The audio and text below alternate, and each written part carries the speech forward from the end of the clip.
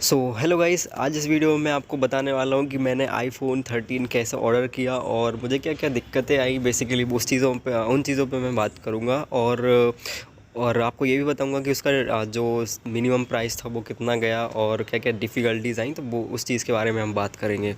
तो देख लेते हैं और मैंने कैसे परचेज़ किया वो भी देख लेना। तो मैंने ना एक साइड आप देख सकते हैं ऊपर, मैंने एक साइड फ्लिपकार्ट का टैब ओपन कर रखा है और एक साइड मैंने जो अमेज़न है उसका टैब ओपन कर रखा है। मैंने आईफ़ोन 13 को सर्च करके रखा था ताकि बाद में दिक्कत ना आए और मैं रिफ़्रेश करता जा रहा था बार-बार। तो इसलिए मैंने दोनों टैब्स ओपन करके जहाँ पे मुझे लग रहा था कि यहाँ पे मेरे को सही डील मिलेगी, वहाँ पे मैं परचेज़ कर लूँगा। लेकिन थोड़ी ऑलमोस्ट 12 बजने में 15 मिनट थे, तभी मैं क्या देखता हूँ कि अमेज़न से आईफ़ोन 13 128GB वाला वेरिएंट गायब हो चुका है। देख सकते हैं आप यहाँ पे उसका जो प्राइस है वो गायब हो चुका था लिटरली। और मुझे मतलब लगा कि अब क्या कर सकते हैं। तो यहाँ से अनअवेलेबल बता रहा था, करेंटली अनअवेलेबल बता रहा था अमेज़न पे।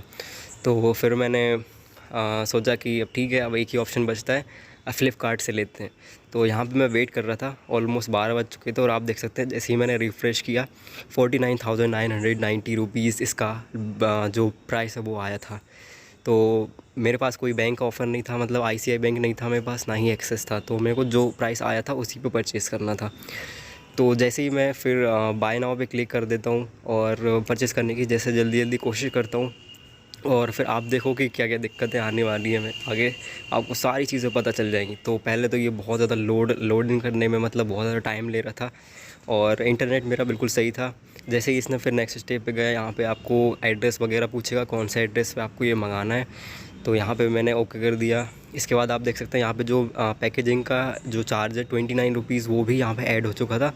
तो 50,019 जो भी अमाउंट है वो बनना था। इसके बाद यहाँ पे ये ओपन बॉक्स डिलीवरी के लिए एक ऑप्शन आता है, उसको आप ज़रूर से ओके कर लेना। गाइस, पहले मैंने सोचा कि एसबीआई की डेबिट कार्ड से पेमेंट करके देखता हूँ, लेकिन वहाँ पे ये पेमेंट फ़ेल हो चुकी थी और फिर मेरे पास दूसरा कोई ऑप्शन नहीं था। तो ये वाली पेमेंट फ़ेल होने के बाद मैंने इसको रीट्राई किया, लेकिन फिर दोबारा से वही प्रॉब्लम आ रही थी। तो फिर मैंने सोचा कि अब यहाँ से रहने देते हैं, डायरेक्ट जो फ़ोन पे है या फिर जो यूपीआई मेथड है वहाँ से जाके करके देखते हैं।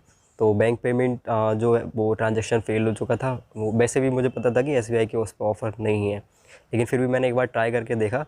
तो फिर उसके बाद फिर रिफ़्रेश करने के बाद फिर वही दिक्कत आने लगी थी। लेकिन जैसे-तैसे फिर मैंने जो फ़ोन पे है उससे पेमेंट करने की कोशिश करी। तो यहाँ पे मैं जैसे ही दोबारा से ऑर्डर प्लेस करने जाता हूँ, फिर यहाँ पे थोड़ी देर बाद ही आप देखोगे क्या होने वाला है। अभी भी यहाँ पे कहानी ख़त्म नहीं होती है। अब देखो यहाँ पे, तो यहाँ पे ये बता रहा है कि आउट ऑफ स्टॉक हो चुका है। तो फिर मेरी भाई धक-धक होने लगी थी, क्योंकि टाइम निकलता जा रहा था और मुझे लगने लगा था कि अब फ़ोन नहीं मिलेगा। फिर मैंने उसी टाइम अमेज़न पे जाके देखा कि शायद वहाँ पे अवेलेबल हो गया हो, लेकिन वहाँ पे करंटली अनअवेलेबल बता रहा था और यहाँ पे फ्लिपकार्ट पे आउट ऑफ स्टॉक बता रहा था। फिर जैसे-तैसे मैंने थोड़ी देर बाद और कोशिश करता गया और फिर फाइनली जाके जो सारे स्टेप्स थे वो मैंने किए और फिर ऑर्डर हो गया था। फिर मैंने फ़ोनपे से ही डायरेक्ट यूपीआई के थ्रू मतलब पेमेंट करी फ़ोनपे से।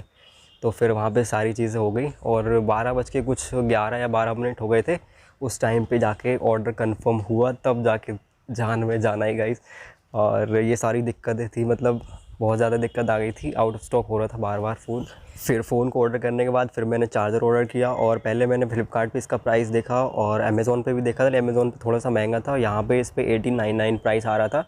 तो फिर मैंने इसको भी यहाँ से ऑर्डर कर दिया, और क्योंकि ये चार्जर उसमें बॉक्स में आता नहीं है तो फिर इसलिए। और फिर मैंने दोबारा से अमेज़न पे जाके देखा, वहाँ पे शायद अवेलेबल हो गया हो, लेकिन वहाँ से क्लियरली लिखा हुआ आ रहा था कि करेंटली अनअवेलेबल, मतलब कि जो फ्लिपकार्ट पे सेल आई थी उसी इस चक्कर में अमेज़न से ये फ़ोन गायब हो चुका था ताकि लोग वहाँ से परचेज़ करें। तो ये चीज़ थी और ये सारा एक्सपीरियंस था मेरा जो परचेज़ करने का। होप आपको वीडियो पसंद आई हो तो लाइक कर देना। मिलते हैं नेक्स्ट वाली वीडियो में। Thank you so much.